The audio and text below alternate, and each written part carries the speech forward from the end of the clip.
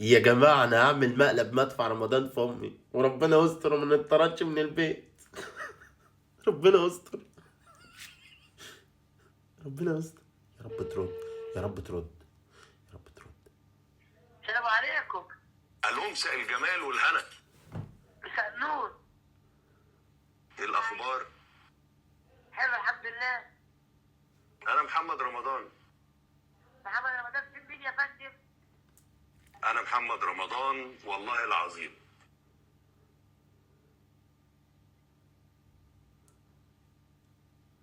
ماشي يا فندم. محمد رمضان الممثل العظيم بتاع النوكيا. الف مبروك، الرقم طلع كسبان معانا في مدفع رمضان، جايزه 200,000 جنيه.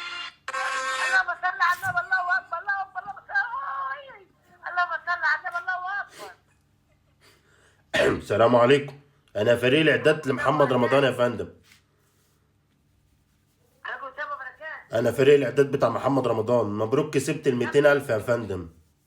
انا بدي فلوس امتى؟ إن شاء الله أنا بعتهم لك يا فندم. أنت أصلا عايشة فين يا فندم؟ عايشه في البلد هنا في السويس. عيوني حاضر. دلوقتي أنت عندك ولاد؟ لا مش بيوكلونا مش بيشربونا ولا بيدوني حاجه. بجد؟ طب في البرنامج لما نيجي نصور يا فندم تقول ان انت ما عندكيش ولاد عشان الناس والمعرية الناس وكده وتشكلوا قدامنا وقدام الناس عشان الفيديو. لا ما عنديش مش بيدوني حاجه ولا ليا غلبانه وفقيره ومعيش فلوس اكل ولا اشرب. طب انت بتشتغل ايه؟ لا قاعده في البيت غلبانه ما عنديش حاجه. طب انت لما تاخد ال200,000 هتعملوا بهم ايه؟ هعمل عمره واطلع لله واكل واشرب بقى معايا فلوس بقى. انت عارفه انا مين؟ لا ما اعرفش انت مين يا فندم. انا عارفه يا امي. يا ابن الكلب بتعمل فيها مقلب يا ابن الكلب. هتعمل فيها مقلب يا ابن الكلب. وانا كنت فرحت كسبت 200,000 جنيه. ماشي يا ابن الكلب ماشي. انا اسف يا امي. انا قفلت في وشها. انا اسف يا جماعه.